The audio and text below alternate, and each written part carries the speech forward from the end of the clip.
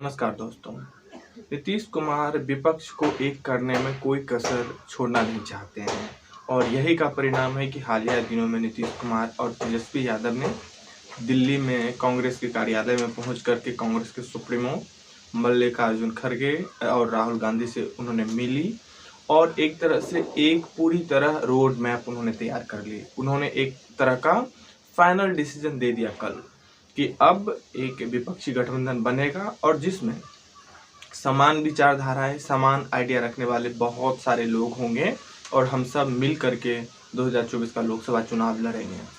पर क्या इतना मुमकिन है और साथ ही साथ इसमें क्या क्या मुश्किलें आ सकती है, इस पे आज हम बात करेंगे। आगे बढ़ने से पहले प्लीज़ यदि वीडियो अच्छा लगता हो तो लाइक करें, शेयर करें, सब्सक्राइब करें। दरअसल दोस्तों, जो 4-5 राज्य हैं, बड़े बड़े राज्य हैं जहां लोकसभा की संख्या या सीट ज़्यादा है, उसमें उत्तर प्रदेश, बिहार, उसके बाद महाराष्ट्र, पश्चिम बंगाल, ये 4 स्टेट ऐसी स्टेट है, राज्य है जहां निश्चित तौर पे बहुत संख्या है लोकसभा सीट की। जैसे उत्तर प्रदेश में 80 लोकसभा सीट है, बिहार में 40 है, उसी तरह महाराष्ट्र में 48 है, पश्चिम बंगाल में 43 है। तो ऑन एन एवरेज 250 के करीब जो लोकसभा की सीटें हैं वो ये चारों राज्य मिला करके हो जाती है और 250 का मतलब बहुत बड़ा होता है। जिस प्रकार नरेंद्र मोदी ने 2014 और 2019 में लोकसभा में 2/3 बहुमत का आंकड़ा छुआ है, तो उन्होंने ये तय किया है कि बिहार में 40 में 39 उनको 2019 में भी मिली थी। उत्तर प्रदेश में भी उनको लगभग सारा का सारा सीट एकदम क्लीन स्वीप किया था। लेकिन इस बार स्थिति वैसी नहीं है जैसे पहले थी। इस बार स्थिति विपरीत है क्योंकि उत्तर प्रदेश में भी अभी हाल में ही विधानसभा चुनाव हुआ है। भले ही सत्ता में बीजेपी आ गई हो, भले ही योगी आदित्यनाथ मुख्यमंत्री बन गए हो, लेकिन एज ए विपक्ष के तौर पे भी सपा को, अखिलेश यादव को 125 सीटें मिली है। ये कम नहीं होती है। तो इस लिहाज से इस बार उनकी जो राह है वो उत्तर प्रदेश में भी उतनी सरल नहीं है क्योंकि उत्तर प्रदेश में इस बार अखिलेश यादव भी एटलीस्ट 25 से 30 लोकसभा सीट लाने के दावेदार हैं और यदि उसका गठबंधन कांग्रेस के साथ हो जाता है तो निश्चित तौर पे इसमें 10 सीट के लगभग में बढ़ोतरी होगी। तो आधी सीट के बराबर मतलब 40 सीट यदि विपक्षी गठबंधन हो जाती है तो विपक्ष जीत लेगा और आधे सीट पे ही बीजेपी जीत पाएगी। ठीक उसी तरह यदि बिहार की बात करें तो बिहार में 2019 के लोकसभा चुनाव में नीतीश कुमार बीजेपी के साथ थे, इसलिए बीजेपी को 40 में मतलब एनडीए को 40 में 39 सीटें मिली। लेकिन इस बार स्थिति अलग है। इस बार वही नीतीश कुमार विपक्षी गठबंधन की धुरी बने हुए हैं और इस बार बिहार में नीतीश कुमार और लालू यादव की पार्टी जदयू और राजद ये दोनों साथ में हैं। तो निश्चित तौर पे कहा जा सकता है कि ये लोग जो हैं वो 40 में 30 के लगभग में जीतेंगे सीटें, क्योंकि बिहार में ओबीसी का दबदबा है, एससी एसटी का दबदबा है, मुस्लिमों का दबदबा है, जिसके वजह से लगभग 30 सीटें निश्चित तौर पे गठबंधन जो होंगे उनकी जीत होने वाली है और यदि ज़्यादा संभावना है कि 10 से 12-15 सीटें मुश्किल से बीजेपी जीत पाए। ठीक इसी प्रकार पश्चिम बंगाल में वही स्थिति है। ममता दीदी ने अभी हाल ही में विधानसभा चुनाव वहाँ पे हुआ था तो टीएमसी की सरकार बनी है और ममता दीदी मुख्यमंत्री बने हैं।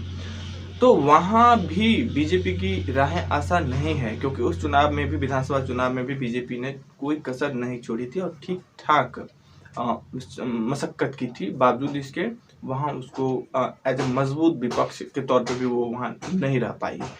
तो वहाँ भी जो 43 सीटें हैं वहाँ भी मुश्किल से 20 सीटें वो यदि जीत ले तो ये भी मैं बहुत मानता हूँ, लेकिन फिर भी 25 से कम टीएमसी सीट नहीं जीतने जा रही है। और महाराष्ट्र की बात करें तो जैसा हम लोग सब जानते हैं कि महाराष्ट्र में जिस प्रकार से कुछ महीने पहले वहाँ पे अगाड़ी जो महाअगाड़ी की सरकार थी उसे गिरा करके बीजेपी ने एकनाथ शिंदे वाले शिवसेना गुट के साथ बीजेपी महाराष्ट्र में सरकार बनाई है और वहाँ पे देवेंद्र फडणवीस उप मुख्यमंत्री हैं, बीजेपी के जो महाराष्ट्र के सबसे कद्दावर नेता हैं, और एकनाथ शिंदे मुख्यमंत्री हैं।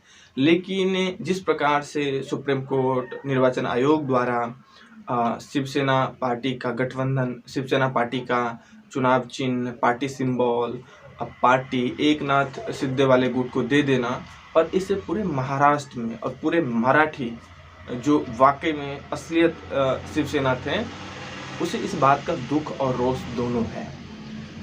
जिस तरह से उन्होंने बाला साहब ठाकरे के प्रति अपनी समर्पण दी थी, अपनी उसके साथ उनका भावनात्मक लगाव था, आज वो जैसे लगता है चकनाचूर हो गया है। यदि शिवसेना के मुखिया रहे बाला साहब ठाकरे के बेटे जो हैं वो उद्धव ठाकरे, उद्धव ठाकरे के जो बेटा हैं आदित्य ठाकरे, ये लोग पूरे गांव-गांव में जाकर के अपनी जनसभा को संबोधित कर रहे हैं।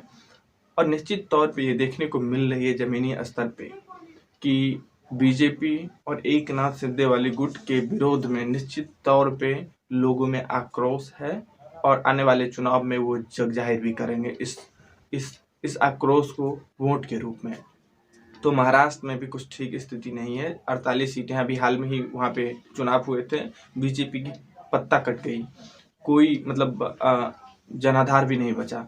तो निश्चित तौर पे कहा जा सकता है कि महाराष्ट्र में भी उद्धव ठाकरे अच्छा खासा प्रदर्शन कर सकते हैं, और यही वजह है कि जो गठबंधन बन रही है, नीतीश कुमार जिसमें अगुवा बन रहे हैं, उसमें आज के डेट में उद्धव ठाकरे भी आ रहे हैं। नीतीश कुमार के साथ साथ तेजस्वी यादव तो है ही, अरविंद केजरीवाल भी आ रहे हैं। अरविंद केजरीवाल दिल्ली में और पंजाब में अपनी स्थिति को मजबूत करेंगे और महागठबंधन को मजबूती प्रदान करेंगे। तो निश्चित तौर पे बीजेपी के लिए इस बार आसान राह नहीं है। और हाल में जो कर्नाटक में विधानसभा चुनाव है और वहाँ से जो सी वोटर की सर्वे आई है, वहाँ ये बता रही है कि कांग्रेस अच्छा परफॉर्म कर रही है। मतलब बेहद चौंकाने वाला सी वोटर का सर्वे है, जिसमें उन्होंने कहा है कि कांग्रेस 115 से 127 सीटें ला सकती है। मतलब बहुमत का आंकड़ा छूने के लिए 113 सीट ही चाहिए। तो वो उतना मिनिमम आंकड़ा है कि उतना तो वो लाएगी ही लाएगी, मैक्सिमम 127 भी ला सकती हैं। तो कुल मिला के जो बड़े बड़े स्टेट हैं उसमें आज के डेट में स्थिति निश्चित तौर पे ठीक नहीं है। लेकिन आज से ठीक 1 साल अभी चुनाव का है बचा हुआ है, तो देखना होगा कि इस चुनाव तक बीजेपी इस मुद्दा को किस तरह से खत्म करती है। इस मुद्दा को काउंटर करने के लिए क्या वही हिंदू मुस्लिम, राम मंदिर, मस्जिद, 370, 3 तलाक, या फिर जो उसका एक राष्ट्रवादी आइडियोलॉजी है उसको लाती है, या लाएगी तो वो इशू चल पाएगा या नहीं चल पाएगा। बाकी कांग्रेस या फिर जो विपक्षी गठबंधन है, वो जो गठबंधन बनाते हैं उसका राजनीतिक जो विचारधारा है वो क्या होगा और मुद्दा क्या होगा, जिस मुद्दे पे वो चुनाव लड़ेंगे। क्या वो अडानी का मुद्दा होगा, क्या वो भ्रष्टाचार का मुद्दा होगा, वो जिसे हम कहते हैं ना कि कॉमन साझा प्रोग्राम, वो कॉमन साझा प्रोग्राम क्या होगी, जिस नीतियों को लेकर के सारे विपक्ष साथ चलना चाहते हों, और साथ ही साथ एक ऐसा मुद्दा जिस मुद्दा पे जैसे रोजगार हो गया, महंगाई होगी, भ्रष्टाचार हो गया, वो मुद्दा क्या होंगे। कुछ वक्त पहले शरद पवार जो एनसीपी के सुप्रीमो हैं, उन्होंने कहा कि विपक्षी गठबंधन होना तो चाहिए निश्चित तौर पे, लेकिन विपक्षी गठबंधन की जो मुद्दा हो वो अडानी का मुद्दा नहीं होना चाहिए। वो भ्रष्टाचार के रूप में जिस तरह से अडानी का मुद्दा को प्लांट किया जा रहा है वो नहीं होना चाहिए। ये एक बड़ी बात उन्होंने कही थी, क्योंकि जितनी मेहनत राहुल गांधी ने इस मुद्दा को बनाने में की थी, उन्होंने भारत जोड़ो यात्रा से पहले से और क्रमिक रूप से भारत जोड़ो यात्रा में भी, और इनफैक्ट लंदन, कैम्ब्रिज, और साथ ही साथ अंततः उन्होंने बजट सत्र के दौरान संसद में भी, लोकसभा में भी इस बात को उठाई थी कि अडानी और मोदी का रिश्ता क्या है। ये भ्रष्टाचार जो हो रही है, ये क्रोनी कैपिटलिज्म जो आगे बढ़ रहा है, मोदी जी जो अडानी का पक्ष पोषक बने हुए हैं, ये क्यों हो रहा है। उस पर जैसे लगता है कि शरद पवार ने मिनटों में पानी फेर दी।